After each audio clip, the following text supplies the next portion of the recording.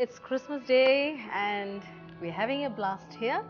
I'm sure you're all enjoying your Christmas and I'm sure you all enjoyed your Christmas Eve also. This is the real Christmas Day and we're all excited, and I am planning to show you how to make a very French cake called the Bûche de Noël. Now the Bûche de Noël is also called the chocolate log, and it also can be called the Yule log. It looks like it's Genois. Genois is a French word for sponge. I'm using a lot of French because this is a French cake. The Genois is actually made in a Swiss roll tin, and it's cooled. I'm going to fill it up with some coffee butter icing, and then I'm going to coat it with some chocolate ganache. Now, chocolate ganache is again chocolate plus a little bit of double cream. But me being Jagee, I'm going to show you a healthy ganache. I have shown you this recipe in my previous episodes, and if you have watched carefully, you will know it that it's made of cashews. So we don't have any saturated fats. Cashew cream. We're going to use cashew cream instead of the double cream. Cashew cream plus a little bit of melted chocolate. We make it into a lovely chocolate frosting, and we're going to frost it on the chocolate log.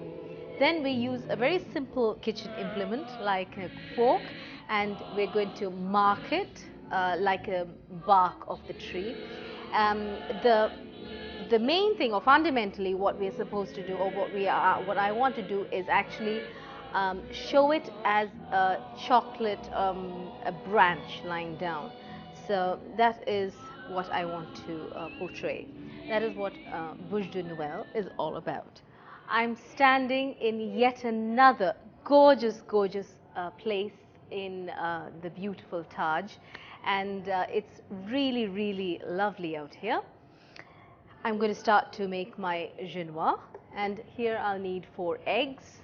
Okay.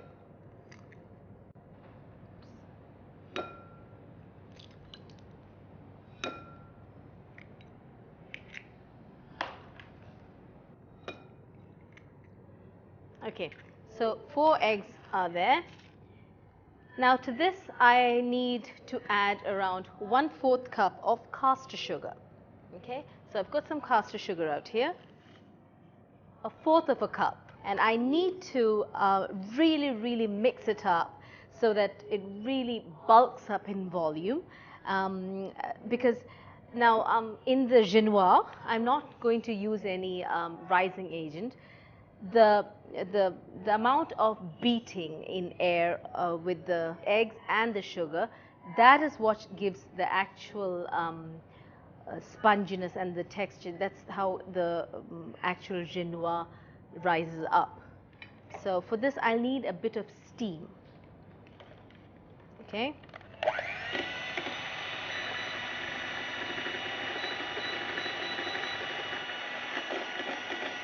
We'll beat these together on a not double boiler, so that we get some steam.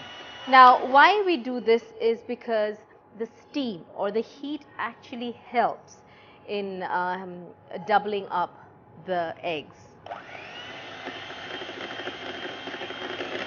Okay.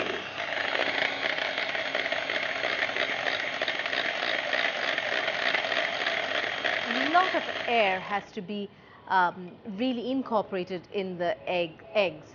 Now usually they separate the eggs and they beat the egg yolks and then the egg whites, but I'm going to do a very simple method. It's a very Jagee's way of doing it.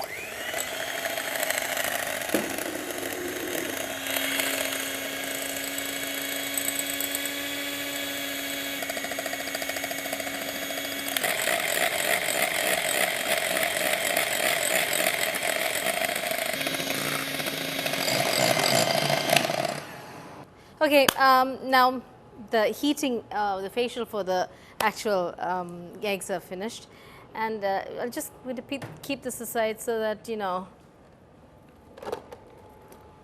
so that we get a clear space. Now, this is really doubled up in volume, and you can notice a ribboning effect. See that? This is what we need, a ribboning effect. That shows that your Genoa sponge is done. Now, for this actual sponge, this is the only work in it, okay? There is nothing else. This is the real work. You have to be very careful in really whisking up the eggs with the sugar, and then we just fold in the rest of the ingredients, and then we put in the prepared cake dish. It's very simple, but you should be very careful because it's a very delicate sort of sponge, and you have to be extremely careful in timing, in the way you do it, in the way you decorate it, in the way you roll it. There are specific things you should be very careful about. Otherwise, it's a simple cake. Okay. So this is done. Wait, just whisk it up a bit more.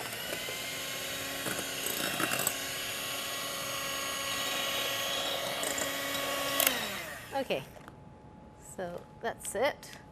Now what we do is we have to fold in the dry ingredients. Okay. Now what we do is we have to preheat the oven. Okay. So preheat the oven to 180 degrees for around 10 minutes.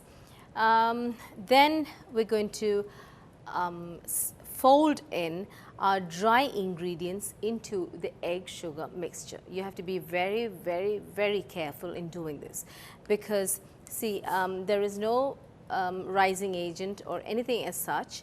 It's just the we have really put a whole lot of air into this mixture, and it's with this mixture that it's going to rise. So we have to now fold very gently the dry ingredients. Now the dry ingredients is 1/3 cup of all-purpose flour, 1/3 of a cup of corn flour, 1/4 cup of cocoa, and a pinch of soda. All this is sifted together around 3 times, and really, you know, they're really blended. You can see well in this. So that is 1/3 cup of all-purpose flour, 1/3 cup of cornstarch or corn flour, and 1/4 of a cup of cocoa powder, not chocolate powder, cocoa powder, unsweetened cocoa powder.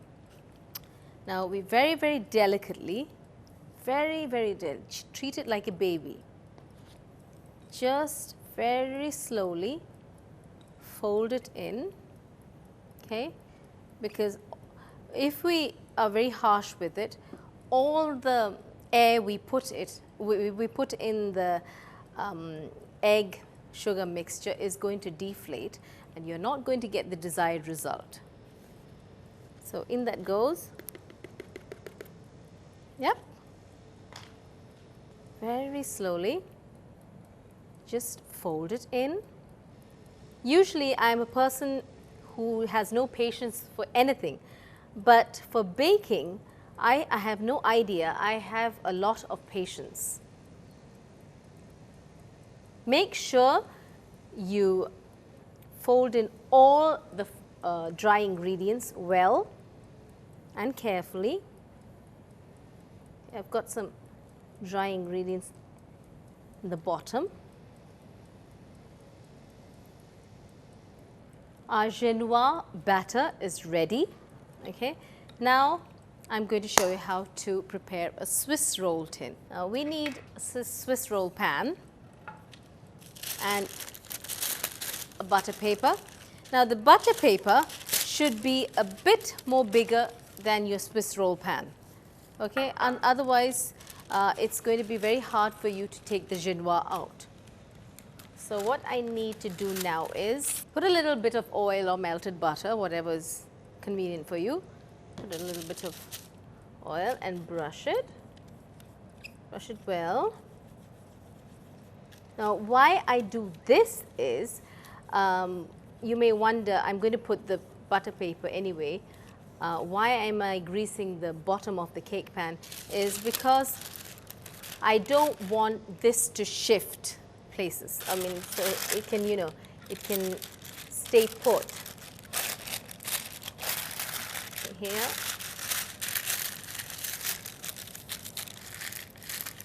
And then a little more of oil or butter, a little bit, just to grease it up.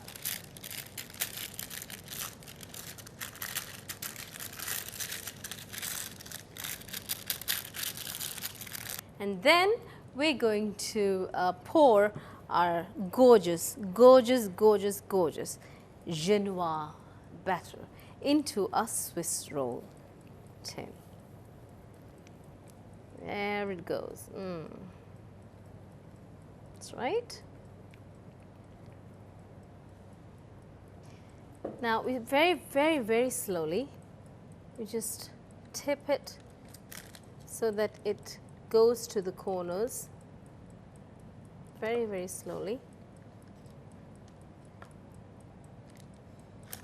Make sure it's all spread equally in one level, because if one side is thin and the other side is thick, it's very easy for the thin side to break. So you should be very careful about that when you roll the actual Genoa. So that's why I said it's a very simple cake to make, but the technique of doing it is a bit, you have to do it around 2-3 times to get it really right. This around about level enough. Now we're just going to keep it into the oven carefully for around 10 to 12 minutes. So our Genoa sponge is ready, and remember what I said, you should not over bake it, just bake it. This is for, I baked it around 12 minutes. I'm going to see how it's done. So take it out very carefully. Okay, here. Now the way how to check this is actually when you press your finger on top of the sponge, it should spring back. See, it's springing back. That means it's done. Okay. Now what we have to do is just transfer this onto another sheet of butter paper, which is spread with a little bit of caster sugar. So I'm going to put some caster sugar here. I do this to ensure that it won't stick to the butter paper. Okay. Now what I do is very, very carefully put it on top of the butter paper, which is spread with caster sugar, and just peel it off. So here I just got this.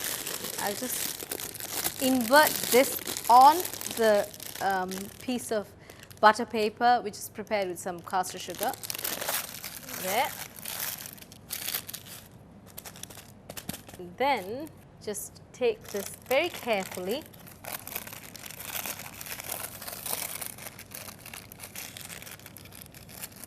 just peel the butter paper away very, very carefully.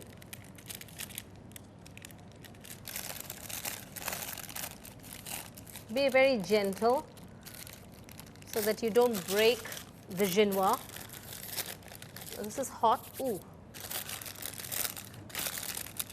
It's okay if it breaks a bit, because see, it all adds character to the chocolate log. You've never seen a smooth wooden piece of log, have you? So very, very carefully. I've inverted on to butter paper with caster sugar. Now what I do is fill it up with some coffee butter icing. Okay. So for that I have added around 100 grams of unsalted butter. I've got it out here. It's all prepared. 100 grams of unsalted butter with around 75 grams of sugar, icing sugar, and 2 tablespoons of strong coffee, okay, instant strong coffee. So, and I've whipped it up into this gorgeous buttercream, which tastes gorgeous. Now let's put some gorgeous, gorgeous, gorgeous coffee butter icing on the cool sponge. Make sure you cool it. Okay, yummy, yummy. Now make sure you do not spread it all the way to the edges, because you are going to roll it up. When you roll it up, it's going to squirt out. So try not to do that. And if at all it breaks, okay, you've got your coffee butter icing to glue things up. So it's a very, this is a very, it's a simple way to make a genoise or a bouche de Noël. Usually in Swiss rolls, when we make with a jelly filling or a jam roll, jam filling, we have to be very careful that it does not crack, because we're not going to coat it. But here, it's okay if it coats or cracks a little bit, because we're going to coat it up with chocolate ganache anyway. And actually, if it breaks a little bit, it adds to the character of the chocolate log, because you've never seen a log which is really smooth. It has ridges and goes up and down. So here, okay, and then comes the hard part. The hard part is, whoops, the hard part is now to roll the cake. Now this is where everyone really make blunders, because when you roll, it cracks and then it's a mess, and then you get tensed, and once you're tense, the whole thing goes wrong, and then you really think that, oh, I shouldn't have started it. Anyway, but then this one, as I said, even if it breaks, you can glue it up, because there is a coffee butter icing in the actual Swiss roll, and then we're going to coat it up with some chocolate ganache. So no problem. Let's see how it's going to be done. Okay. So very carefully, very carefully, with your this one, keep on rolling it.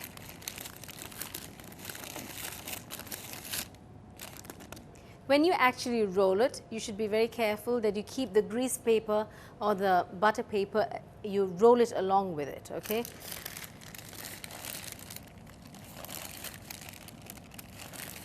Yeah, that's okay. It's done. Now, you can notice the cracks. That's okay, because we're going to cover it up with a chocolate ganache, okay? And keep it the seam side. This is the seam side down. Now let's start decorating. Let's start. I've got my chocolate ganache here, which has to be, I'll paint it on. Wait, got some butter icing, no problem. Going to all add to the taste of the bouche de Noël. With a serrated knife, you need a serrated knife, you have to cut both the ends. Why? It's because we didn't cut it in the beginning. So I roll it up and then cut it, okay? Why I use a serrated knife is because I don't want to push the sponge and make it all ugly. So this will ensure that it keeps its shape. So here, and then the other side.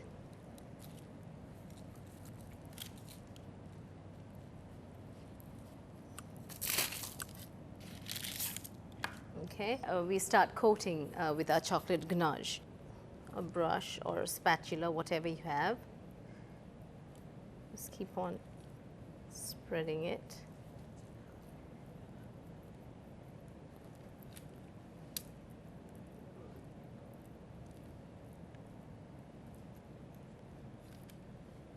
Some people, they coat the openings, but I prefer not to. You can if you want to, but I feel like it's like the circles of the trunk. So it's all up to you. It's all up to you. Your desire. See the icing frosting part of the cake. Any cake is all up to one's own decision. Let's go down here.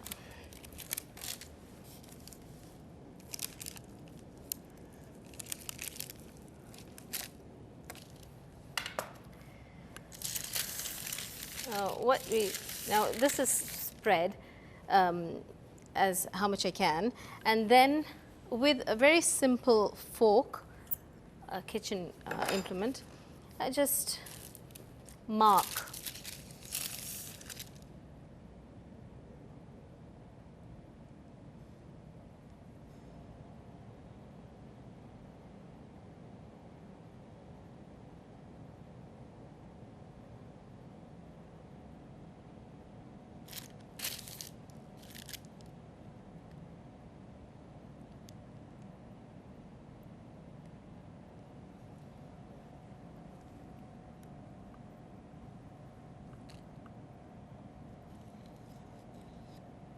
Now you can notice how pretty it's decorated, and it really looks like a wooden log, doesn't it? It's very roughly marked with a fork. Now I'll transfer it to a presenting plate.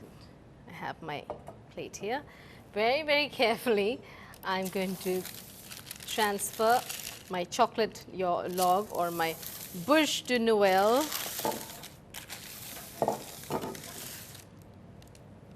Very carefully. Yes, baby.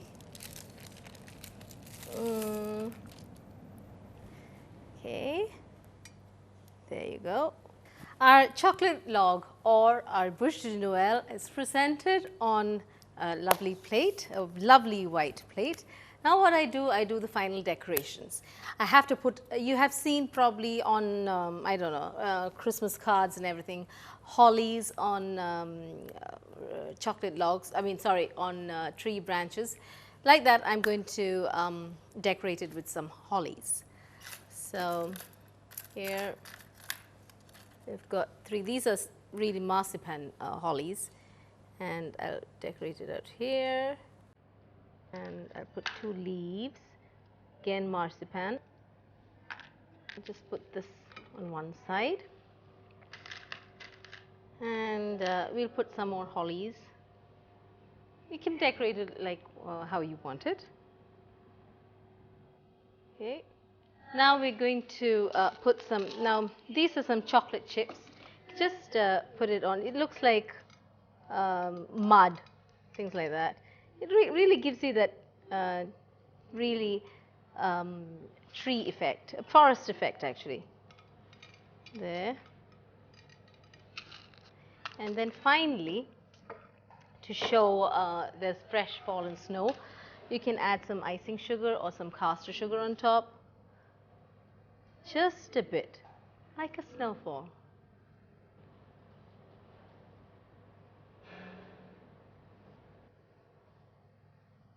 Our Christmas log is ready, and I'm sure you're all enjoying this Christmas holidays. I'm sure you all enjoyed my 7 cakes, my whole episodes, and it was really a pleasure to show you and to really get into the Christmas mood for all of you. I especially thank my Rose Bowl staff who has been behind me to support me and to help me in doing up this program. We took a lot of pains, so thank you so much.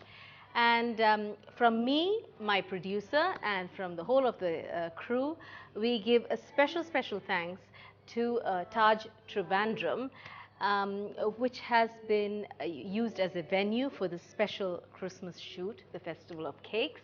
And this is really a lovely venue, a lovely hotel. The people out here are really hospitable and they're very sweet. And I especially want to thank our general manager, that is the Taj general manager, Mr. Manoj Matthew, the chief chef, Alexander Chandi. I'll also want to thank a very dear and lovely friend called Mrs. Sulita Menon, who actually took a whole lot of pains to coordinate this program and to bring it to you and to make this Festival of Cakes a wonderful success. And I also want to thank my husband, who has been really, really supportive of this. Finally, I want to thank my God, who has made all these things possible. And without Him, I know I'm nothing. So I give all the praise and glory to God. I all wish you all a wonderful, wonderful, wonderful, wonderful Christmas and a happy New Year and happy holidays ahead. Until we meet next time for Christmas, I really hope you have a wonderful time baking. So happy baking and have a lovely time. Take care.